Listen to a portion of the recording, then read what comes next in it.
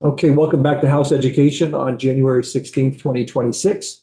I'm going to spend a brief period here to talk a little bit more about school construction with some folks from the private sector and with some thoughts on large-scale construction and sort of thoughts on how we can do it perhaps better and perhaps more affordably. Eric, the floor is yours. Introduce yourself and go ahead with your presentation. Great. Thank you very much. I'm Eric Lafayette with Energy Efficient Investments, Vice President. I work out of Williston, Vermont. We have 18 employees now in the state of Vermont. But what we do is we do energy upgrades for schools through a delivery method called performance contracting. So I've been doing it now for about 5 years for EEI. Prior to that, I worked at New England Air Systems for a few years where I sold a lot of projects specific to EEI. Really liked the business model and kind of how they developed their projects, and then was able to talk them into hiring me after a couple of years. And since then, it's gone really well. And super excited to be here today and talk to you guys about your guys' schools. I've probably been involved with maybe 30 or 40 different school construction projects in the last 3 to 4 years.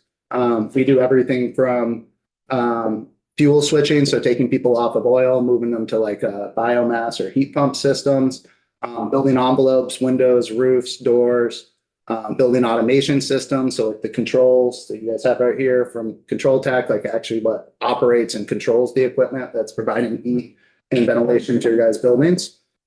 And I'm here to talk to you because there's a couple measures inside the performance contracting statute that we were trying to get clarified. And we'll talk to you guys towards the end of that. And I'm just going to pull up my slide right now. Sorry.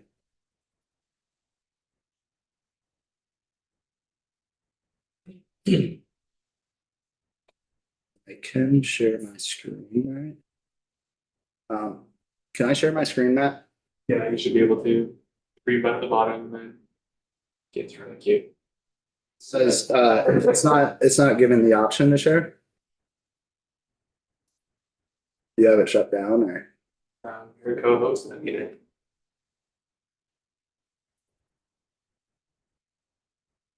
I can also pull it up. all right, cool. I don't know why it's not sharing. It's not giving me the option. So I live in South Burlington, Vermont. I apologize about this. I'll kind of pull up my slide so I know what I'm talking about as I go through. I'm a BHS grad, went to school down in Roger Williams, Rhode Island, came back and started working in the construction industry with a focus on mechanical engineering. I'm here obviously to advocate for performance contracting. If you don't mind going to 2 more slides over.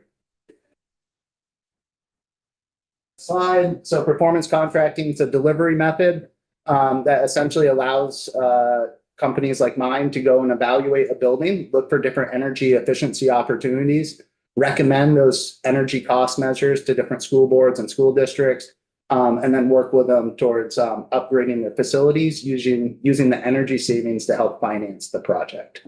So next slide. Why energy performance contracting? So energy performance contracting helps customers attain grants and rebates. So we chase grants and rebates for people. Specifically, we do a lot of stuff with the ITC. So we've gotten rebates for geothermal and solar projects around the state. We provide investment grade audits. So we go through the buildings, we look at all the different energy measures that could potentially save the school district money. We quantify those, and then we guarantee an energy savings associated with that measure over a period of time. We do ongoing analytics, so we don't leave our school districts. A lot of times these guaranteed savings last for 4, 5, 10, 15 years after the project, kind of depending on how much measurement and verification the owner wants to take on at the end of the day. Usually after we prove the savings for 3 or 4 years, it does cost money to actually go out and measure and verify those results each time. So usually after 3, 4 years of hitting their energy savings, they go, hey, thank you guys very much. Really appreciate the work. Let's start planning our next energy project to save some more money at the end of the day. No significant risk to the school district. So we do all of our work up front at no cost. The school districts don't pay any money until we actually sign a contract to do the work. We work on a cost plus fee structure, very similar to a construction manager. So in the RFP process, a school district would issue an RFP for energy services. Ourselves, other companies would respond to it if we're selected. Usually there's a predetermined markup structure associated with it. So for site supervision, engineering, design, measurement verification. And then we go out to local subcontractors to perform the work. So we design it, we manage it, we oversee it, and then we do the procurement on behalf of the school district for it as well. But the procurement, your services is just a cost plus, but so for like the bulldozer that's digging the hole for the geothermal, that is just based on your cost. In other words, there's a little bit of a separation. The sort of performance contracting guarantee is to cover your services, but not necessarily like the hard costs. Yeah, so ours are turnkey costs. So when we go out and we present a project to a school district, we've already gone through and we've budgeted the work. We already have, like, we know what our guaranteed maximum price is for the work. And then once we sign the contract and everybody's agreeance of what the scope is and what the energy savings are going to be and how those are going to be realized, then we stick to those numbers through the duration of the project. So those are hard and soft costs. So as an organization for us as EEI, we're typically doing what I call like the soft portion of the project, which is the development, the engineering, the design. And then we go and we provide on-site project supervision. But then we put all the bids out to local subcontractors as we do the work. When you say, so two questions. When you say you guarantee the savings, what does that mean? It means that essentially that in this performance contracting statute, it requires us to provide a guarantee that they'll hit the savings. And if they don't? And if they don't, then we're supposed to make up the difference of the cost between those two.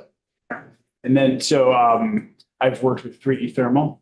Do you know who they are? 3E Thermal? Yeah. I've heard of them before, yeah. So I was gonna ask if they're in the apartment world, right? I didn't know if they did the same kind of thing that you do. I've met them at the last Renewable Energy Vermont conference, but that was about the extent of it. I know they're more on the residential side. Because they do something similar where they find all the grants, they go try and get you as much as you can, plan the project, but then they hire out to do the work. Sounds similar to the guarantee. It's pretty much the same. That sounds very similar. I mean, our guarantee, we're kind of governed by NAESCO, the National Association of Energy Service Companies. That's the big kind of trade organization that we're part of. They're the ones that go out and try to set a lot of the performance contracting standards, how that measurement and verification process would work. But we really kind of focus on that MUSH market, municipalities, universities, schools, hospitals, and we do some private practice manufacturing as well. And you said that annual assessment that shows if they're meeting that guarantee, there's a cost to that. Is that a cost that you bear, or is it a cost that That's a cost that we include in our project up front. Okay. So we would have, but if they want to do ongoing measurement and verification of their utility systems, then we can do it. It's usually about, depending on the size of the school and how complex it is, anywhere between $500 and $2,500 to do the verification report.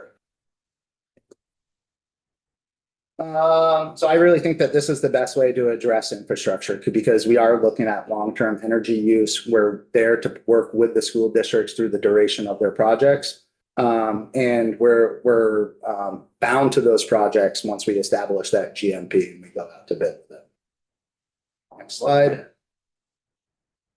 So this is really our process. I think I've kind of touched base on this, but we identify options. We start with this, what I call this a la carte energy cost measure matrix, where we might have 50 different measures for a single school. In order to heat or ventilate a school, there's 4 or 5 different options that you could look at. You could have your traditional system, which is your unit ventilator, that big piece of the mechanical equipment that sits on the wall in every single classroom. It brings in outside air through the back of it. It mixes it with internal air through a plenum on the bottom of the piece of equipment, has a big hot water coil in it, and it shoots 95-degree air into the building. So you're taking raw outside air, day like today, 5 degrees, and it has to raise that temperature delta by essentially 100 degrees to get the 90-degree discharge that it needs to heat the space at the end of the day. So that's your traditional system. There's also energy recovery units, so a central ventilation system that's on the roof of the building. Then it ducts down into each one of the classrooms. That's becoming more popular. That usually comes with energy recovery. So the great thing about that on a day like today, 5 degrees out, you're not trying to heat 5-degree air as it comes back into the building. You're actually taking the heat out of the exhaust air that you're taking out of the space, transferring it to the supply air. So I think on a ERU on a day like today, you're heating 50-degree air up to 90 rather than heating 5-degree air up to 90 degrees. So there's geothermal systems. So we can, attach one of this rooftop units piece of equipment to a geofield. So now all of a sudden you have heat pumps that are supplying the heating and the cooling to potentially this ventilation unit up on the roof. We can stick with the biomass system. You could use wood chips to potentially heat your building. That's been a very popular option. So when we go through and we look at all the different options for these buildings, we're looking at each one of those and giving them a magnitude of cost with a potential annual energy savings or increase, depending on what the project is at the end of the day. We review it with the owner. We sit down, we go over all the different measures. They usually go through and select which ones they actually want to move forward with. We design it, we put the pen to paper, we engineer it. We have in-house mechanical and electrical engineers that stamp the drawings at the end of the day. We procure it, so we put it out to bid, we create schedules, we work with school districts to make sure that we're not impacting their daily learning activities. We manage it on site. Everybody goes through different background checks. It's not easy working inside of schools, so we have a pretty significant review process for people to do that kind of stuff. And then we commission it. So we go through with the engineers at the completion of the project, make sure that it's installed the way that it was supposed to. And then we're usually involved with the project, like I said, from 3 to 4 years post-construction as well, doing annual reviews and helping them update their DVC systems. Next slide. Options we provide. I kind of touch base on this, but what's your fuel source? Do you want an oil-based system, a propane system, natural gas, biomass? Do you want an air source heat pump system or a geothermal heating system? Those are all different ways that you can heat your building or potentially cool your building with those systems. So when we do our analysis, we're really looking at all 5 of those. And at the end of the day, some of them are heavily incentivized by the federal government. Some of them have no incentives. And we build in all those different incentives into our analysis to help the school district make the best choice for them at the end of the day. We do a lot of steam conversion, steam to hot water. We have a lot of old schools that have failing steam systems. We do a lot of ventilation systems with dehumidification. So we've done that in Barry, Springfield, Burlington, Swanton, Hannaford Career Center. We've done fuel switching in Rochester, Bethel, Clarendon, Stockbridge, where we take them off of oil, move them over to pellets. And then we've done geothermal systems in Burlington, Keene, Dover, and some of those. So really, there's different options for everybody. There's not one option that's like, hey, you need to do this. It's really dependent on what your existing infrastructure that you're working with, and then really what the desires of that school board or administration group of what they're trying to accomplish with their goals at the end of the day. We certainly have some school districts that are like, hey, we just need the cheapest upfront cost of this project. We want it to maximize the payback. And we're like, okay, great. Like we might keep your steam system, put a new steam boiler in, might not address all the other comfort issues in the school, but they're going to lower their utility bills by $50,000 a year, $100,000 a year. And then we have other school districts that are like, hey, we want to get off of fossil fuels. It's a goal of ours as a community. And we want to maximize the inflation tax credit to get as much money as we can get with it. So we're like, great. If that's what you guys want to design around, we'll show you the options of these other ones. We don't make the selections. We just try to show as much information up front so you can make informed decisions. Next slide. Notes from work. These are kind of cool. We did this project at Springfield High School, replaced all the ventilation. They had unit ventilators in there, the wall mounted units I was talking about. They have MERV 8 filters. It's a very little, not much for filtration. On top of it, the filters don't really work because they never fit inside of the equipment. They kind of rattle all around. So we put in centralized ERBs. We ducted the whole space. We added dehumidification as MERV 13 filtration through the ventilation. And they have 30% reduction in sick days. And we can kind of show the graphs on that through that period of time. We actually did that in a phased approach where they have like 4 or 5 different buildings at Springfield. I don't know if you guys are familiar with it, but it's kind of built up on a hill. And as we did it, you can actually, we would be like, all right, we're going to do these 2 buildings this year, and then we're going to do these next 2 buildings next summer. And the sick days go from 30, originally it's like a 10% decrease, a 20% decrease. And then when we finally hit the whole school, you get like 100%, you get that whole 30% decrease in student absentee. So it's funny, like as almost the percentage of the school that we were upgrading was like proportionally decreasing the sick days at the school as well. So that was one cool one.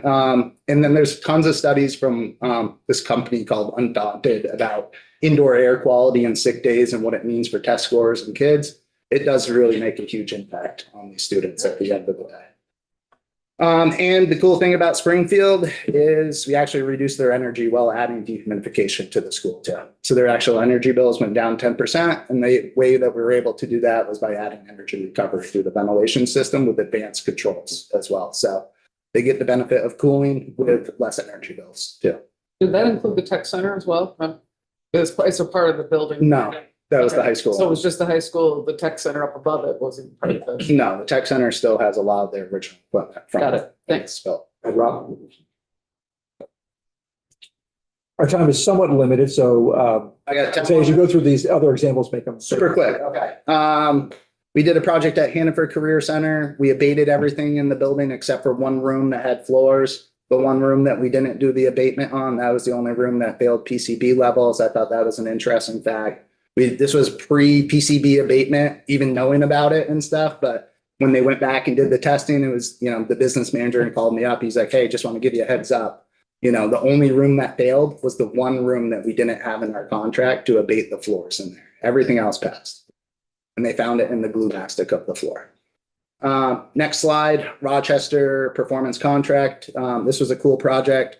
They had an old oil boiler. We put in a new pellet boiler in over there. New LP underground tanks, total project cost of $1.2 million. We were able to secure $250,000 in grants. Those were federal and state grants. We were able to secure $115,000, or they used $115,000 in ESSER funds. And then ultimately what you see is Rochester Stockbridge responsibility was $572,000 after we removed the rebates and the grants.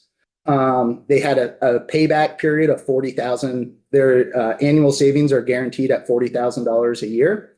So they wanted to have a cost neutral project on their capital line budget. So they went with a $450,000 lease that cost them $40,000 a year. That matches the guaranteed savings. And their responsibility up front on the capital side was $122,000 to get. I'll ask you to hold because our time is somewhat limited. And maybe skip the Bethel campus. I'll skip the Bethel. I'll go down through there. We go out, we find financing for people. We help people secure their rebates as well. We work with Efficiency Vermont to maximize the rebates for that work. The challenge, we're working with more and more schools that are considering these energy improvements, but either don't have the space in their current school or the space allocated doesn't work in their current teaching methods. We're working with schools with little to no ventilation in key spaces. The ventilation is the process of bringing in that outside air and what creates the healthy environments for the students. And the challenge is that the schools that are the worst, the ones that have no ventilation in them, when I start bringing ventilation in, that's energy that's being used to condition that air to go back into the building. And I'm actually not able to give them a performance contract because they don't have the energy savings associated with it at the end of the day. So it's almost unfortunate that your worst schools, the worst ones that that have the least ventilation, are really the ones that are not able to take advantage of performance contracting compared to like a school that has a working ventilation system, but no energy recovery. They line up perfectly for performance contracting because we can save them a lot of money with an advanced ventilation system on a yearly basis. The request. So what I'm looking for is really just to kind of, we'll provide language at another time, but we're hoping that performance contracting could work for additions. I'll get into a minute on why why we're looking for that. And then indoor air quality being a metric for consideration and evaluation of the building as well. So that's all I had. Sorry about that, Peter. I would say it's probably news to all of us that there is even a statute governing performance. So there'll be a couple quick ones. The performance contracting statute language, does it only apply to schools? Yes, that is a specific one to schools. Does it only apply to school renovations? I see you want to expand it to additions. Yes. Does it also, but does that mean it does not also include? Like, No, so new right construction? now, no, so right now, it does not include new construction, but right now, the language is a little bit gray in the way. So we're looking to try to clarify that a little bit more. Just because it is a little bit, it talks specifically about energy saving opportunities in it. And what we're finding a lot of times is that a small addition as part of our project is either required by code to do the upgrade to the facility, or, it just financially makes a lot of sense to combine it at that same time. Because we're already in there doing groundwork, we're building foundations, we're developing it. And they're like, wow, we want another, 1,200 square feet of storage or a classroom or that OT/PT space. And it's preventing us from essentially doing these energy projects because the fire marshal's like, hey, I can't give you guys a building permit to renovate your facility when you still have this 1,500 square foot temporary outbuilding that doesn't meet code, was supposed to be temporary, and it's been there for 20 years now. So they're not allowing the building to get the other upgrades, like, fire sprinkler system and these other things, because they have this lingering outbuilding that they've been utilizing forever that was supposed to be temporary and is still in use. And how would you measure indoor air quality in a performance contracting system? What is that word? So what I want to try to be able to do is just come up with a baseline use. It's similar to how like Efficiency Vermont does their evaluations. But if I have a school or a classroom that has no ventilation in there right now, because what you'll see a lot of times is you have that unit ventilator on the wall, the damper to the outside air breaks, and then that coil in that unit freezes. And this happens to every sinking unit ventilator over the course of 10 years. The coil freezes. And the first thing that the facility director does is they go and they cut their piece of blue board insulation, they shove it into the outside air, and they're like, I'm never going to have a broken coil again. And then I go into the school and I'm like, you guys have no outside air in your building. When I start introducing and create systems that do have outside air, that's going to increase the energy use. So if we could at least update that baseline use that would say, hey, you guys, like, let's take out that piece of foam, pretend like get the energy use that it would impact to create a new baseline. And then we can actually show savings towards it and get the project. Yeah, great. We'll look forward to getting the language at some point, and I'll need to sort of review if we're the appropriate committee to be dealing with this, but since it is fairly school focused, probably is. Well, yeah.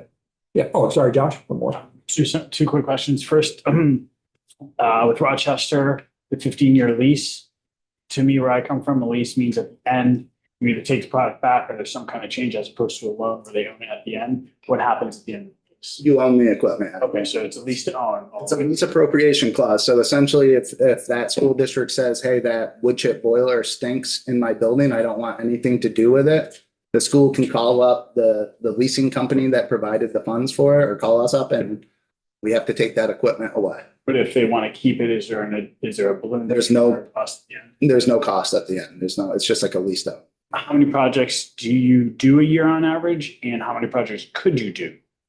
I would say right now in Vermont, this coming summer, we probably have 10 or 12 different schools we're doing varying degrees of renovations to.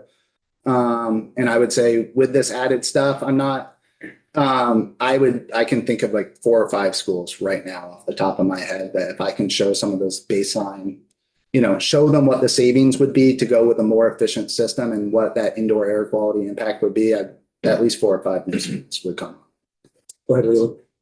Some contractors, easy, yeah, is it hard to find what you need? It all depends on the project. So I mean, like the scale of the plot project, the complexity of it, and the location obviously are big driving factors. So like there's some areas that are very tough, your Chesters, Springfields, even though it's on that 91 corridor, your North Countries are tough.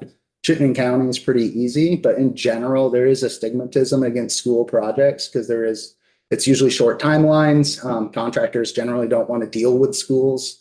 They tend to be a little bit needier than most people. Everybody has to be going through a background check before they go in. As when the school is being occupied and stuff, we have a very strict background check process. It's very similar to anybody working. So they have to go to the sheriff's office, get their fingerprints.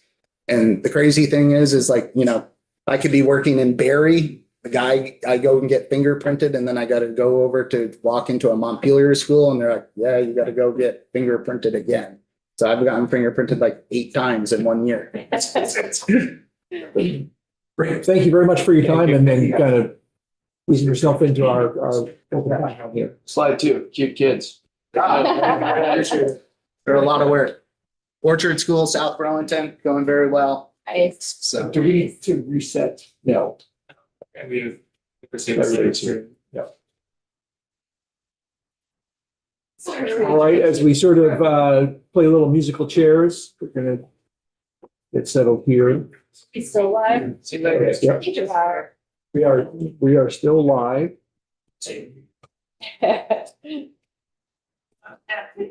Oh, please, Tammy, yeah, thank you. Good afternoon, everyone. Hey. Hello. Nice to see you too. Nice. And we are live, correct? Okay. Well, it's good. We can make a quick turnover here. So our next round of testimony is an update on the work that the State Board of Education has been assigned through Act 73 to come up with what do we mean by small by necessity or sparse in sort of identifying schools that under a foundation formula might be eligible for an additional grant, or perhaps not, depending on whether they are small by necessity. So we have got the chair and the vice chair of the State Board of Education here with us. Floor is yours, and thank you both very much for coming in quickly. Appreciate it. You have the chair behind over your shoulder just to say that. Good afternoon. I'm Tammy Colby. I'm here in my capacity as vice chair, and you can see her introduce herself. Yeah. Hi, everyone. Jennifer Deck Samuelson, Chair of the State Board of Ed, appearing remotely today with my apologies, although kind of worked out. I'm feeling sick, so I'm really glad that what you're going to hear this afternoon really is the product of Tammy and the committee that she led. So I am here as a resource, but I really am going to defer to Tammy on this because I think the committee has done a tremendous amount of work in a very short period of time. And, my own personal sense is that they've put together a pretty good proposal. So Tammy, I will hand it back to you with, my thanks for the work that you've done. Yeah, sorry you're not feeling well. Hey, Jennifer. Okay, so I did share a PowerPoint presentation, and do you want to move through it or what's? Go to the Zoom link, personally, and then. Do not have that Zoom link on. Well, we'll just keep it up on our screens and. If you have it, I didn't know if for the viewing audience if they needed to have that for open meeting law. If you want to send it to my work account, tcolby@air.org, then I can open it up here. But I know the time's precious, so why don't we jump in and. Yeah, and the public has access to it. Okay. Yeah. Great. Okay. And I was also going to offer that I could share my screen if that's helpful. I think we're okay. Thank Okay. you. Thank Yeah. you, everyone. We play musical computers today. All right, so as Jennifer mentioned, we at the State Board of Education were assigned by the legislature the responsibility under Section 37 of Act 73 to start to think about how to define by necessity for the purposes of defining a small or sparse school. And that again was Section 8.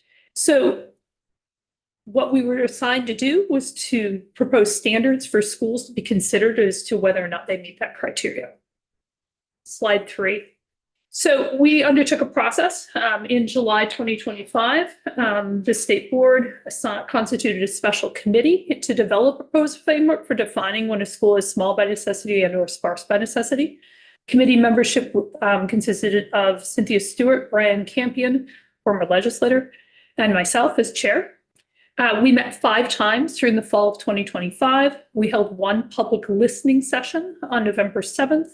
We consulted with and received data from the Agency of Education And we also reviewed other states' policies and practices. All of the materials that we considered as a part of our process are up on the state board website under the committee. I am happy to try to make that available to you directly if you're interested. What may be of interest to you is we did ask the agency to provide us an Excel file that shows every single school and their proximity to another school via driving times. So just, that is available up on our website, and that may be of interest to you in your deliberations. The state board, we pulled together a series of recommendations we're going to talk about today. And the state board, the full board, voted unanimously to accept the committee's recommendations at its December 2025 full board meeting. So what I'm going to reflect to you is today is the recommendations, not just by the committee, but the recommendations that were approved by the full board at its December meeting. Before I jump in, I think it's really important that we ground the conversation in a definitional consideration, and this is one the committee gave a lot of thought to, and on slide 4. And that is, how do we think about this concept of by necessity in the context of defining small and sparse? So the first thing is that the committee was very careful to note that since both small and sparse are already established thresholds in statute, that was not our jurisdiction to rethink what constitutes small and or sparse. And just for reminder, a small school is one that's less than 100 students, and a school that's located in a sparsely populated area is less than 55 persons per square mile. And those are in statute, right? So our charge then was to think about, well, when is a school small or sparse by necessity? And so because we have those definitions in statute already, this suggests that the definition of necessity needed to distinguish between two things. First, schools that are small or sparse because of geography or isolation, right? And therefore would be funding eligible. And schools that are small/sparse due to local organizational decisions, preferences, or policy choices and would be funding ineligible. Okay. And I just lay that on the table because ultimately we're talking about, right, this definition is going to apply to whether or not a school receives funding. And so by making that distinction, what we're saying is schools that are small, sparse because of geography or isolation, and therefore are funding eligible, are through the formula, schools that the state is deciding warrant additional funding to keep open, right? By the virtue of the fact that they are small and sparse and may be unable to operate at scale without additional funding. So with that, that means that our state board's starting point was to define a school as small or sparse by necessity, where a school cannot reasonably increase enrollment or consolidate without creating undue hardship for students, specifically in terms of travel time, safety, or lack of feasible alternatives. Okay. So that's our broad sort of definitional construct that we started with.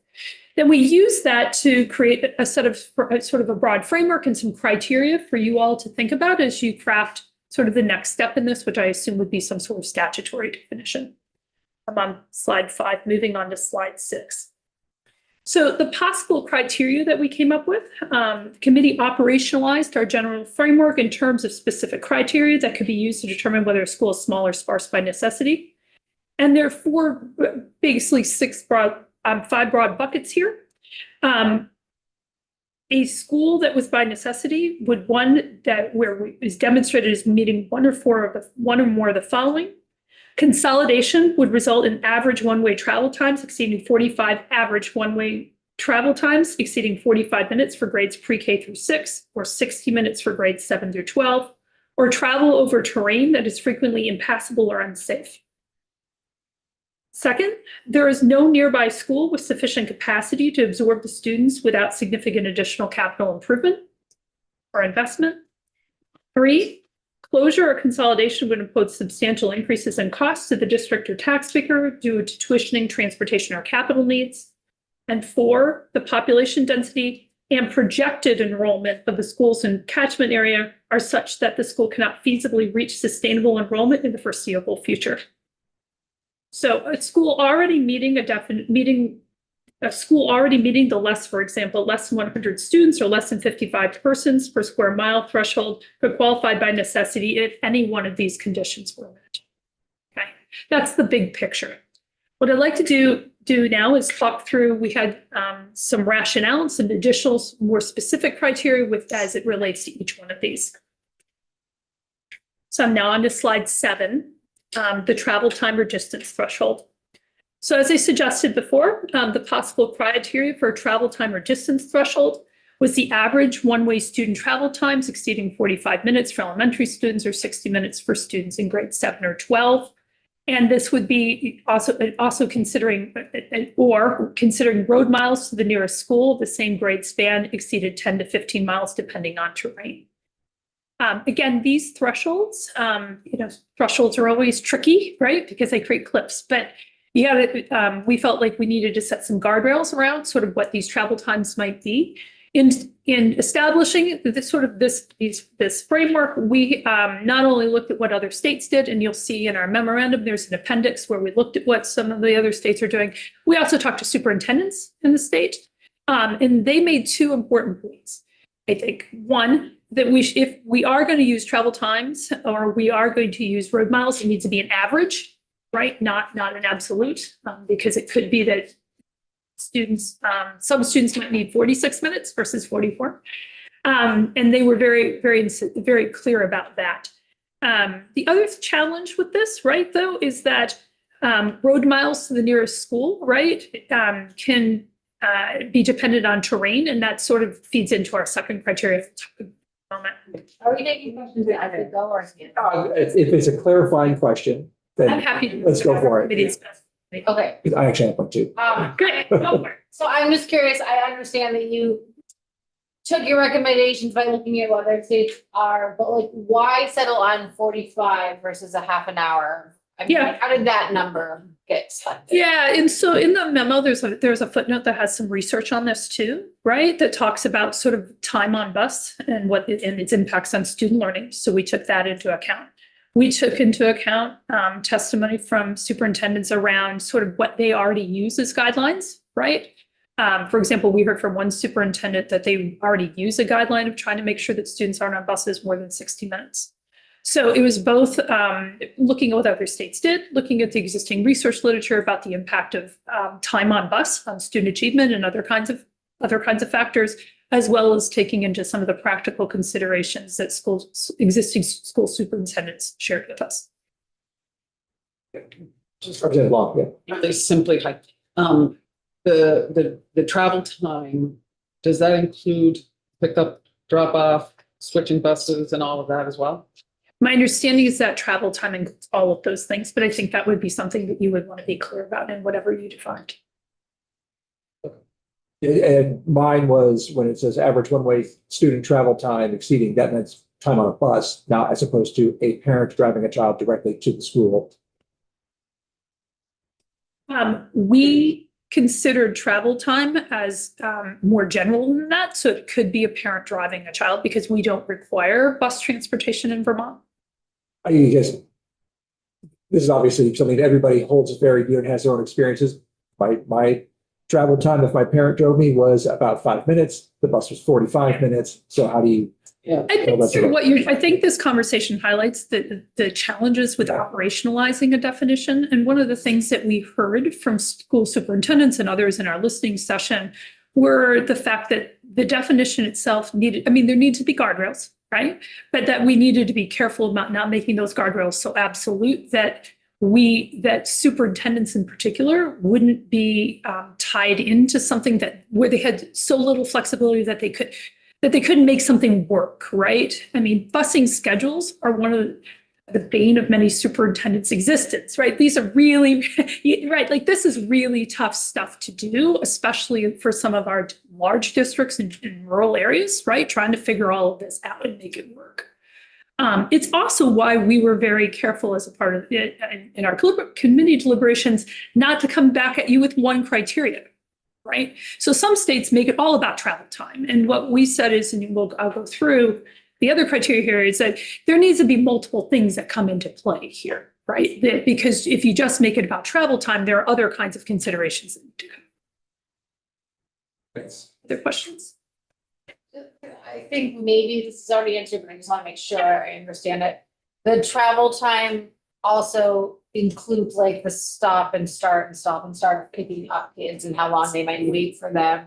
Well, I think my understanding of travel time, and this is how we discussed it, it would be the time from which a child became the responsibility of the school district, right? Picking up to the time that they Okay. dropped off, Okay. right? So if a parent drops their child off at 7:30 and the bus doesn't pick them up till 8, that's not part of the travel time. It would be and that's basically how superintendents and HUD districts operationalized bus time now, right? Is they think about on it, they've got a set schedule. So Tammy gets picked up at 7:30. She would be dropped off at elementary school by 8:05. Yeah. Right, based on all the, and to your point, Representative Conlon, like, I might be 5 miles away, but there's a loopity loop, right? Right, I was just making sure it wasn't about like actual physical miles versus how long it takes to do those physical miles because you start and stop and start and stop and start. Well, and I think this is one of the things that we need to consider, right? Like, we can use both time, but we also can use drivable miles between schools, right? And so it could be that you contemplate a definition that says the lesser of the two, for example, right? Because one of the things we heard is, and this is, again, because we, in the state of Vermont, we don't require busing, we do have a situation where many parents have to transport a child, right? So we may say we don't want a child on a bus for 45 minutes, but do you also then want to impose on a parent a requirement of having to drive more than 15 miles to take their child to school? Right. And so you'll notice that we wrestled with that a little bit. And that's why we have both of those criteria in there. And I might respectfully suggest that a consideration could be to say the lesser of the two. Right. Is that helpful? Yes. Okay. Helpful in the sense of pointing out how hard it is to operationalize these definitions. Yeah. And the committee gave a great deal of thought and discussion around these topics. And part of the reason we're providing a framework rather than an absolute definition is we really felt like this required more deliberation on the part of the legislature in defining statute. And so what we're trying to do is provide you with sort of what we think are the key things that need to be considered in a definition. I think there are multiple ways that you potentially could go about creating a workable definition, right? And I would encourage, as you always do, to work with our talented superintendents and folks in the field to think that through.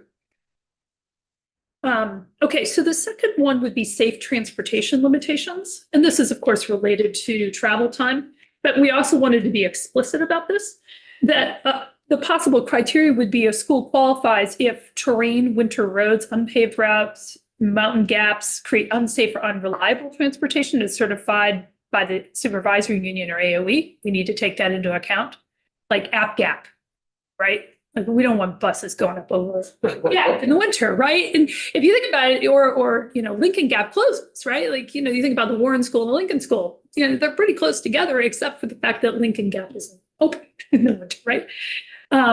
So just another criteria to take into account. And the rationale we suggested for including this is because this provides additional consideration for specific geography that can impact travel times and student safety. And in the back of our memo, you'll note that there's an attachment where we talk about the context, which states have used some of these criteria in the context with which they've applied them. And you'll see that this particular criteria pops up in states that look like Vermont that have some challenging geographic areas, right? Like, we have rural areas in the state, in this country that don't have challenging geography. They have schools that are far apart, but not, for example, don't have challenging geography. Okay. Slide number 9.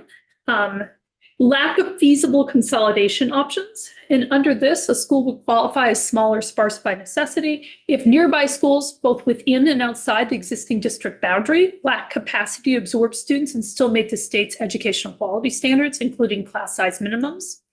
Or the cost of renovation or addition at a receiving school exceed projected savings from closure. Or 3, tuitioning out a student raises per pupil costs on average and creates inequities in program access, especially for students with disabilities who require special education services or other students whose learning needs cannot be met by non-public school, right? And so what this says is that if in fact we acknowledge that a school, by virtue of the fact they would not receive the additional payment, would likely be unsustainable financially, right? We need to look at, well, what are the impacts of closing that school, right? Because if in fact it's the case that there's no nearby school for that child to attend, that's in a reasonable distance, right? Or that the cost of renovating or equipping another nearby school to accept those students because of capacity issues is exorbitant or maybe even impossible, right? Or if the other alternative is for the town to become a non-operating town or not operating at grades, and this would create a tuitioning situation, right? The interest on the part of the state is not to, on average, raise per pupil expenditures from what they are right now. So what this does, this criteria addresses the feasibility of consolidating students into nearby schools. And these criteria are most commonly used in other states' necessary small school calculations. There are other kinds of feasible consolidation option considerations that states are used, but these were the most frequent. Slide number 10, community population trajectory.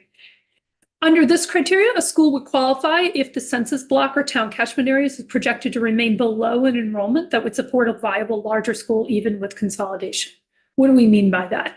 So we know that, right? We know that schools, for example, might bump over below and above that 100 threshold year to year, right? And we want to be attentive to that. And we want to think about the fact that, for example, are we seeing a temporary blip in the school being small, right? And we have good evidence to suggest for a number of potential reasons, right? That school may be larger or more sustainable in the long run. It would be short-sighted for the state to create a condition where that school closes in the near term, right? So, for example, a community may be anticipating a new employer moving to town, right? That would bring in a certain number of jobs.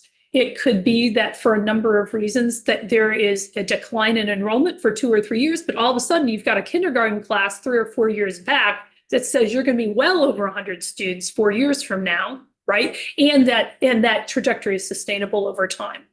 So what we want to do, what we're sort of inserting into the conversation here is sort of a longer term time horizon and thinking about whether or not this school should exist by necessity in this community in the short run, even though they're small, or right, because in the longer term, that school, there's going to be higher demand for that school due to community context. Finally, a closure or consolidation. This is slide number 11. Closure or consolidation would imply substantial increases in cost, right? So under this, as a possible criteria, a school qualifies if closure or consolidation will create substantial measurable increases in the district's average per student expenditure, including but not limited to tuition costs, transportation costs, capital costs at a receiving school, or new facility requirements. And again, the rationale here is that these conditions recognize the interests of taxpayers in controlling education spending.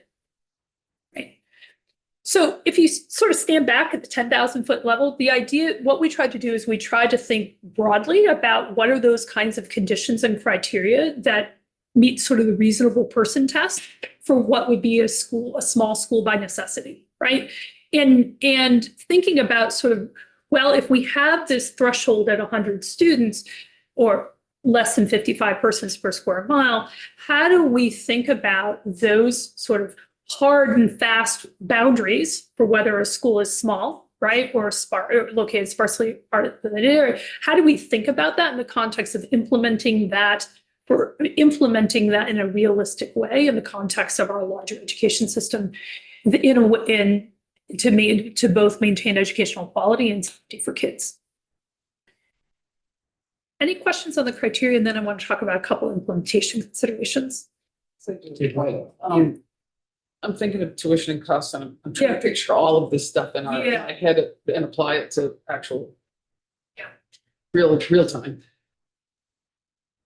What if a school needed to close, but the only way to do, there's no other school around them, and they sort of become non-operating and tuition students? I'm trying to think, because you're using this as a criteria. Some independent schools, I believe, charge above the tuitioning rate for students. And would that be part of the extra cost? I think what Allow the, them what the committee, I think there are two points to be made there.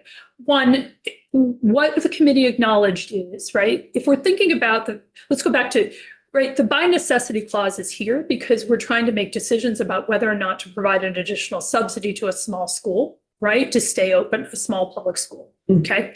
And the state's interest is in maintaining that school under certain conditions, right? And those conditions are obviously educational quality, right? Like no school stays open unless you meet quality standards, but also, is there really a feasible alternative? That's the driving distance, right? And the safety provisions. But we also wanted to acknowledge in our in this conversation that cost plays a role here, right? Like there's this trade-off. And so if in fact it's the case that you close this school and the alternative for where those children go, whether it's public or non-public, so I'm going to state out here a little bit right, are much higher, right? Substantially higher than what that additional subsidy would be to keep that school open, then it probably is in the state's financial interest to keep that small school open, right? Okay, so that's the first point.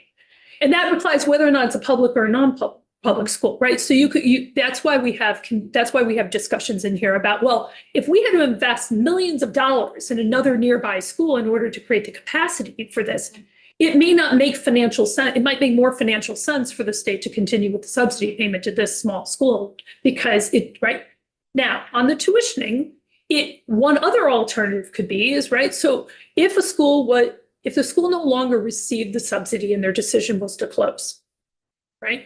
And now we have a situation where we have a town that's non-operating at one or more, at certain, entirely or at some grade levels. Well, those students now have to go to school somewhere. And there is an average allowable tuition in the state for public schools. And I think that's what you're talking about. In some instances, the tuition amount for a non-public school is higher than that, right? And so what we're saying is that we need to take care once again that if the only available tuitioning option to a town is a non-public school where the tuition payments to that non-public school are going to be substantially higher than what it would cost to continue operating that school, we're back to the same point with the state. It's in the state's interest to maintain that school. Okay, this is not a commentary on non-public schools or the tuitioning or anything along those lines. What we're saying here is that this is about the cost-benefit analysis in maintaining the state's interest in operating an efficient educational system, right? Of course, all of that is predicated on we're very careful to say, predicated on the fact that this school continues to meet education quality standards. Now, this gets tricky because the education quality standards are now going to have minimum class sizes, right? And so you could run into a situation where a school cannot meet educational quality standards, and the only option is to close that school under EQS, right? And then now those children have to move around to other schools. That could increase costs in other kinds of ways. But that school cannot operate and meet the existing EQS standards, particularly, right? Can't meet educational quality standards. Just quick one question follow-up. Mhm. But minimum class size standards are applying to both independent and. They would. Yeah. They would. I thought that was. They would. That's something else. Yeah, What I'm I saying get is that I'm back to the cost benefit analysis. The state could still end up in a situation where the cost of closing a school, right, or not, right, if the outcome of not providing the subsidy to keep the small school open is that school has to close, right, because they can't meet education quality standards. I just want to be clear that there could be situations where that creates additional costs to the state. However, that's at the trade-off of making sure that students go to schools to meet the educational quality standards, right? So I just want to be clear, it's not always a neat and tidy cost-benefit trade-off. We also have to take into account the educational quality standards. I'm just going to repeat something that you said remember that this is solely to determine whether a school gets an additional subsidy rate. That's right. We haven't decided if it's a rate or a grant, but basically I think it says grant or not.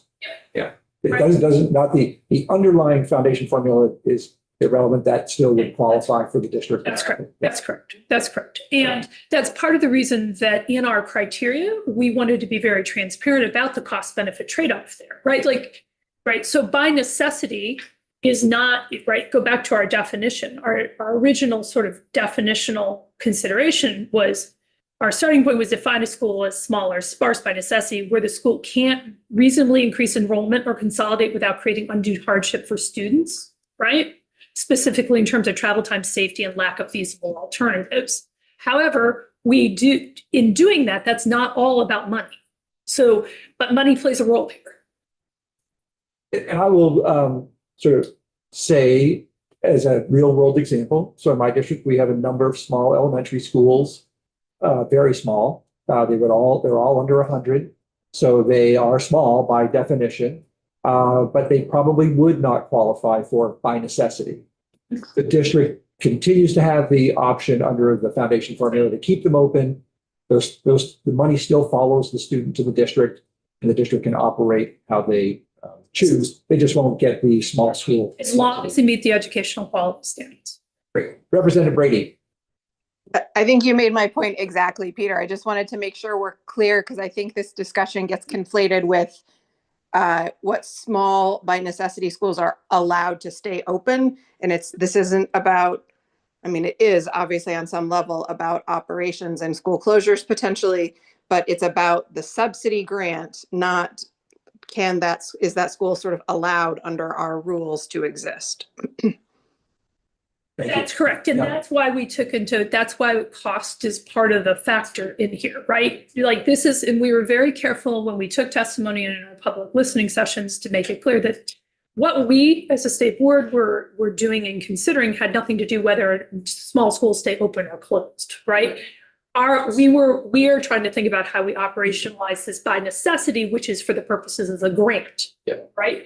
And because we were operationalizing this for the purpose of the grant, that's where some of these cost benefit considerations come in, because we're talking about the state's interest.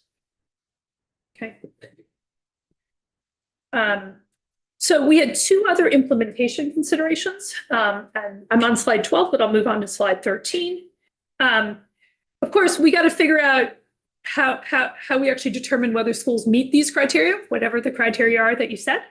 Our recommendation is that the Agency of Education be charged with the responsibility for determining whether a school qualifies as small or sparse by necessity, because they have responsibility for making other kinds of determinations under EQS and things along those lines, right? And that would make sense.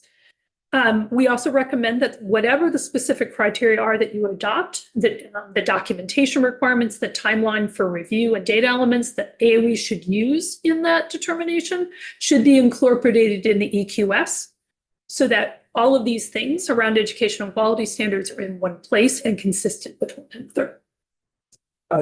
So on that point, very good point.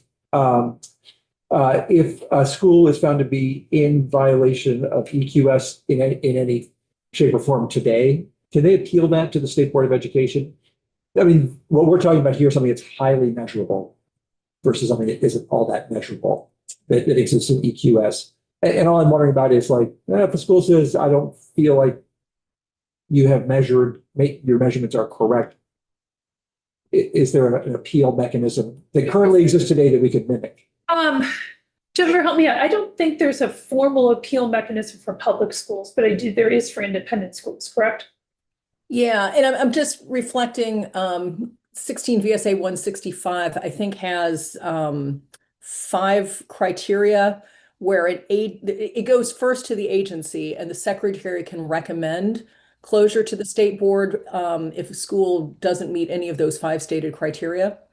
And I'll find it and I can drop it in the chat just so that you guys have it. But that's kind of the complaint process that currently exists in statute.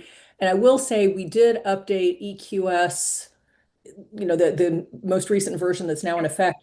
We do require districts to keep track of complaints by, anyone, parents, students, whatever. And so we do have that requirement, but there's not. We don't have an appeal process. Exactly. So, right. Exactly. Yeah. Right. So if the Agency of Education, and this is aside from what we're talking about here, but if the Agency of Education under EQS says this school's not meeting EQS for whatever criteria, right now there's not an appeal process in statute or rule, right, for a public school to appeal that. This is a funding issue sort of a highly measurable funding determination issue. So it's just something for us to think about, and perhaps something for you all to think about as well. Jennifer, I don't think the chat's enabled, but if you'd like to email that to our committee assistant, that would be great. Sure. And then so to your point, Representative Hunt, yes, this idea of determining which schools meet is an important consideration. Our suggestion is that the agency do that as a part of its routine. It wouldn't make a lot of sense to have another organization making those determinations independent of all the other things that are going on in schools. But we do feel strongly that this needs to be clear in rule, and the rule that where it needs to be is it needs to be part of the education quality standards, because that's the canon, right, to which public schools look to figure out what they're supposed to do. Slide 14, timing. This also came up, right? So we've got this challenge here, right, where the by necessity definition might tripwire will tripwire, right, whether or not a school receives additional funding. Well, that has implications for budgets and staffing and sort of the cascade of things that come from there. So, and there are a lot of other things, moving pieces right now, right, in our statute and our rules. And so this came up as a consideration, and we did talk to the agency about this. We're going to need to figure out, it should be determined annually because the funding is annual. Okay, so that was one recommendation, right? So once a school is, right, so we need to determine whether or not they meet these criteria on an annual basis, because that's how the funding works. We need to, for sort of coherence, we want to keep these two things lined up. But then we have a question around the timeline, right? And so the timeline's going to need to, right, when we do this, we're going to have to think carefully about make sure that timeline for making that determination aligns with the district budgeting process, right? So districts should have a clear determination of eligibility in advance of developing, adopting budgets. And we heard that from superintendents and others in the field, right? Like, so however this is operationalized, timing really matters, right? But what that means is that we're going to have to think about what data are available when, and this is part of what would need to get spec'd out in the rule. We got to think about what data are available when to make this determination. And we're talking about funding for the next year based on current or retrospective data, right? And so this is because if you think about it, for the 26, in theory, if this was operational right now, we would be making determinations whether or not a school was eligible for the 26-27 school year. Well, the conditions on the ground for the 26-27 school year could be different than they are right now, right? So these are some of the things, and that's part of the reason I think our suggestion was if the legislature creates a robust definition, some of these kind of operational details could be handled in rule and in a way that's consistent with other kinds of reporting and documentation that are already in the EQS, trying to keep the burden on districts and our data systems in sort of making data reporting and how we use data coherent across multiple types of things that districts are being asked to do. Those are my slides. And again, there's a memo that I shared with you. That memo provides the detail, but it also has a couple exhibits that summarize some things that we saw in some other states and some other kinds of summary around it. It also includes footnotes for the research that we consulted around school bus times and student outcomes. And it's not a robust research base, but I mean, there are some things out there, and we certainly considered that as well.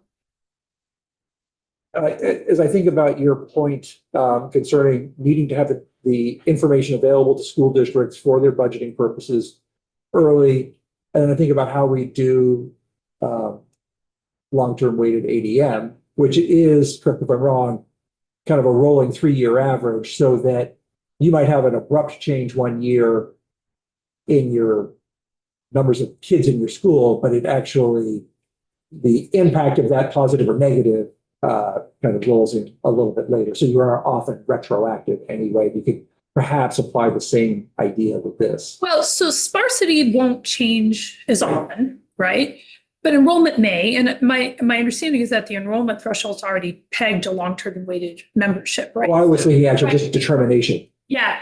So then the reason I mention that is if you think about the criteria we put out here, these are criteria where things don't shift really quickly on the ground. And that was also a consideration, right? Like there are only so many moving pieces on the chessboard that we can all, if you want to have a fair and efficient funding system, right? Like we got to make not everything moving at once, right? And so the membership might be moving, but things like average busing times, drive times, terrain, cost of building another facility, those things should be relatively stable year to year, right? Like those things we shouldn't see big swings, and they also should be relatively predictable, right? Like good policies is predictable and transparent, right? And so the idea here is that in proposing this framework is the membership might be moving, right? Whether or not you qualify as small in particular might be moving year to year. However, these kinds of criteria are actually relatively stable, right? And so you wouldn't expect big changes for a school from year to year on these kinds of criteria unless you had some sort of population influx or one of those sort of community characteristics. And I just very quickly, that's one of the reasons why I was focusing on the cost, Yeah. because for me, those four criteria in there are a little less stable potentially in my mind. Yeah, You know, transportation, we all know how transportation skyrocket. that's right. That's right. So that's the only one. That's right. I was focusing. That's I right. actually considered those four things in the way that you put them in here, so I appreciate that. Great, thanks. We hope that it's a rational starting. That was our goal, right? We did step back of we didn't provide you a definition on purpose because we really felt like that was the purview of the legislature. But we wanted to give you a good framework to start to think about sort of what this might look like. And of course, we're willing to support you in any way we can, State Board. And again, if you do go forward with it, whatever definition, and you want to put something in the EQS, we will work with you to craft language that implements whatever you come up with.